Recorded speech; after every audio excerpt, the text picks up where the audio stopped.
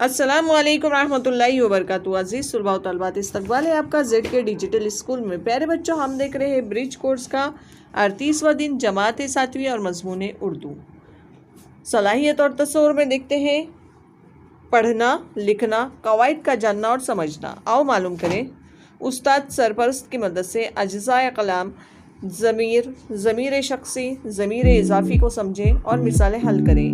आओ अहलियत पैदा करें। मैं लिखता हूँ, तुमने ये क्या कहा? कौन आया? उन्हें बुलाओ। मंदरजा वाला जुमलों में रंगीन अल्फाज ज़मीर है, यानी मैं, तुम, कौन, उन्हें। ज़मीर शख्सी, ये ज़मीर अशखास के लिए इस्तेमाल होती है। इसकी 3 सूरतें हैं। ज़मीर मुतकल्लिम, जो बात करता है इसे मुतकल्लिम कहते हैं। ज़मीर मुखातिब, जिससे बात की जाती है इसे मुखातिब कहते हैं। ज़मीर गायब, जिसका ज़िक्र किया जाता है इसे गायब कहते हैं। ज़मीर की जमा ज़मायर है। ज़मायर की 3 हालतें हैं, हालत फ़ाइली, हालत मफ़ूली, हालत इज़ाफ़ी। ज़मीर का नाम।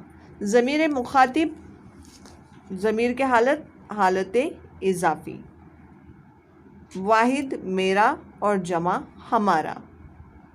ज़मीर गायब, ज़मीर इज़ाफ़ी तेरा तुम्हारा। ज़मीर गायब हालत इज़ाफ़ी इसका उनका। आओ मश्क करें। ज़मीर इज़ाफ़ी की मश्क। हज़रत उमर को अपनी रियाया की खैर खैरियत की बहुत फ़िक्र रहा करती थी। इस रोशनी में हम अपना रोज़ाना का काम करते हैं। इसने अपने सारे ज़ेवर उतार कर उनकी झोली में डाल दिए। मंदरजा वाला तीनों जुमलों में अपनी, अपना और अपने ज़मीर इज़ाफ़ी कहलाते हैं। आइए प्यारे बच्चों आगे देखते हैं। आओ तख़य्युलाती बने। ज़मीर इज़ाफ़ी का दुरुस्त इस्तेमाल करके जुमले को दोबारा लिखिए। ज़ाकिर साहब ने उनकी बेगम साहिबा से कहा।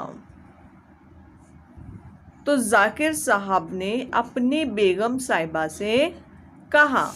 जवाब इस तरह आएगा। यहाँ पर ज़मीर इज़ाफ़ी का इस्तेमाल अपनी पर आएगा। ज़ाकिर साहब ने अपनी बेगम साहिबा से कहा।